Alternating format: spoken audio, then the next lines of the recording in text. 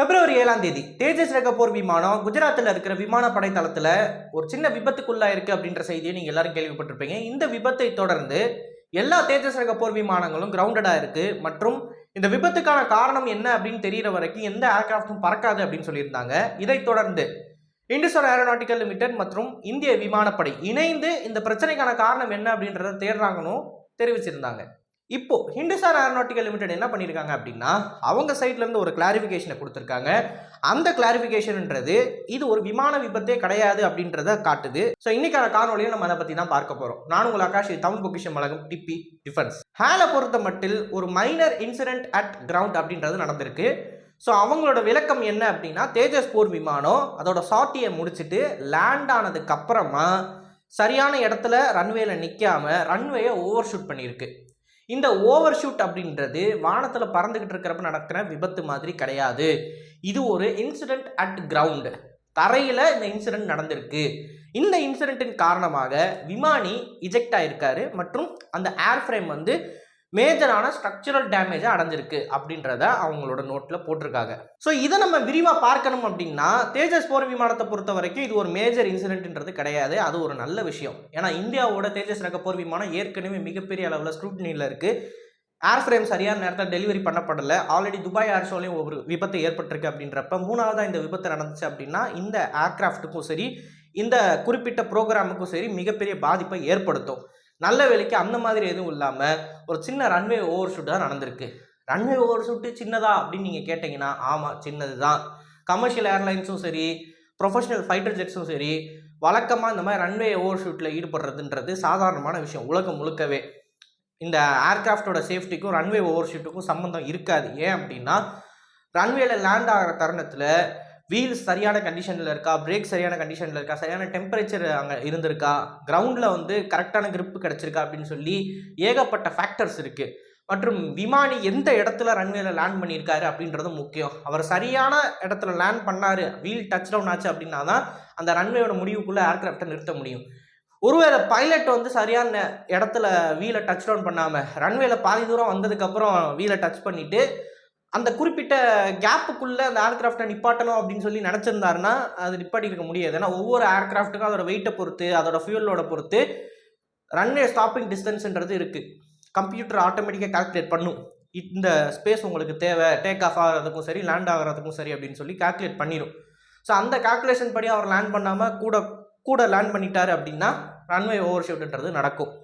So runway over ஷூட்டுக்கும் overall ஏர்கிராஃப்டோட சேஃப்டிக்கும் வந்து பெரிதளவில் சம்பந்தம் கிடையாது. லோக்கலைஸ்டான சில பார்ட்ஸ், ஃபார் எக்ஸாம்பிள் அந்த ஏர்கிராஃப்டோட டயர் மேனுஃபேக்சரர் வந்து ஒழுங்காக உற்பத்தி பண்ணலை, டயர் வெடிச்சிருச்சு ரன்வேல இறங்கினதுக்கப்புறம்னாலும் ஓவர் ஷூட் நடக்கும்.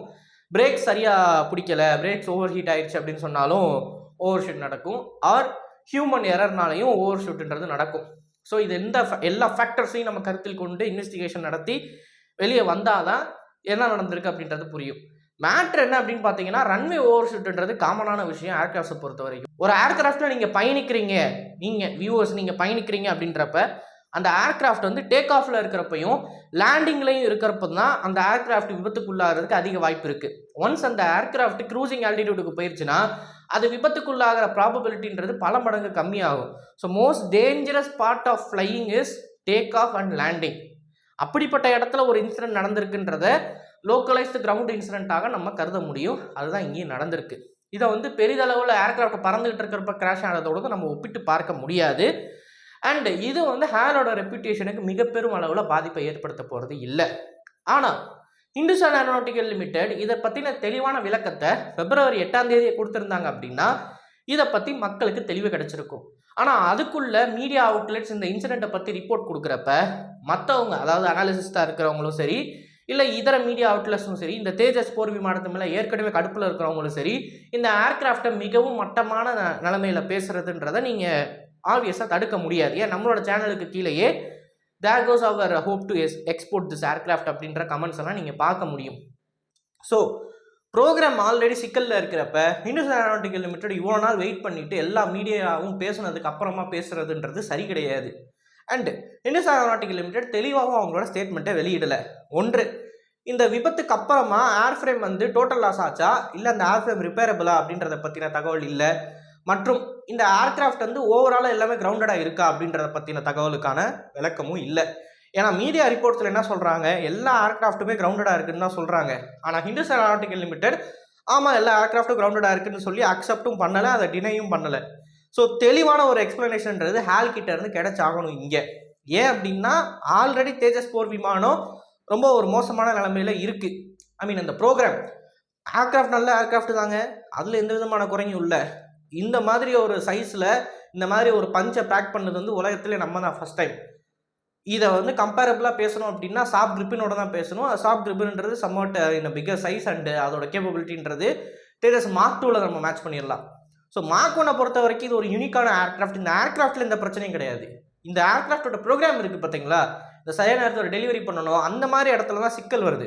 ஸோ இப்படி ஒரு இடியாப்ப சிக்கல் வந்து இந்த ப்ரோக்ராமில் இருக்குது அப்படின்றப்ப இந்த டைமில் வந்து சரியான நேரத்தில் கிளாரிஃபிகேஷனை கொடுக்காம எல்லா மீடியாவும் அதை பற்றி கண்ட மணிக்கு பேசி முடிச்சதுக்கு அப்புறமா வந்து ஒரு கிளாரிஃபிகேஷனை கொடுக்கறதுன்றது சரி கிடையாது.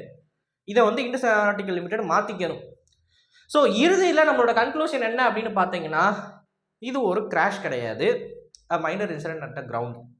மற்றும் அந்த குறிப்பிட்ட ரன்வே பகுதியில் அந்த ஏர்பேஸோட ரன்வேயின் இறுதி கட்டத்தில் ஃப்ளூயிட் லீக் ஆகிருக்கிறத சேட்டலைட் இமேஜினிங் மூலமாக நம்மளால் பார்க்க முடியுது. ஒரு விபத்து உள்ளாச்சு அப்படின்னா ஆப்வியஸ்லி அங்கே வந்து கெமிக்கல் ஃபோம் இருக்கும், ஜெட் ஃபியூயல் இருக்கும், அப்புறம் ஆயில்ஸ் இருக்கும். இது எல்லாமே கலந்து அந்த ரன்வே வந்து ஒட்டு மொத்தமாக அப்படி ஒரு மாதிரி அழுக்காகி வச்சிருக்கும். ஸோ அதை க்ளீன் பண்ணுற வரைக்கும் சேட்டலைட் இமேஜிலேருந்து நீங்கள் அந்த தடயத்தை வந்து பார்க்க முடியும், ஒரு ஸ்மஜ் மாதிரி இருக்கும். ஸோ அந்த ஸ்மஜ்ன்றதை சேட்டலைட் இமேஜினிங் மூலமாக பார்த்துருக்காங்க, பார்த்து அந்த இமேஜஸே வெளியிட்டிருக்காங்க. So we can confirm that the aircraft has been overshooting the runway. அது உண்மைதான். ஆனால் இன்சிடென்ட்டுக்கான காரணம் என்ன, ஏர்ஃப்ரேம் லாஸ் ஆச்சா, எல்லா ஏர்கிராஃப்ட்டும் கிரவுண்டடாக இருக்கா அப்படின்றத பற்றின தகவலை தெளிவாக ஹிந்துஸ்தான் ஏரோநாட்டிக்கல் லிமிடெட் சொல்லி ஆகணும்.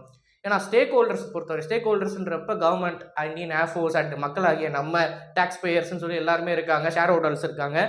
ஸோ எல்லாத்தையும் இது பாதிக்கும் அப்படின்றப்ப இதை பற்றின ஒரு தெளிவான கிளாரிஃபிகேஷனை HAL கொடுக்கறதுக்கு கடமைப்பட்டிருக்காங்க. அது அவங்க கிட்ட இருந்து வருமானதை எதிர்பார்ப்போம். ஸோ இதை பற்றின உங்களோட கருத்துக்கள் என்ன அப்படின்றத மறக்காமல் கமெண்ட்ஸில் பதிவிடுங்க. அண்ட் இது போல் நிறைய தகவலை தெரிந்து கொள்ள டிபி நியூஸ் பேஜை ஃபாலோ பண்ணிக்கோங்க. நல்லதை பொறுத்து நல்ல சமுதாயத்தை. நன்றி, வணக்கம்.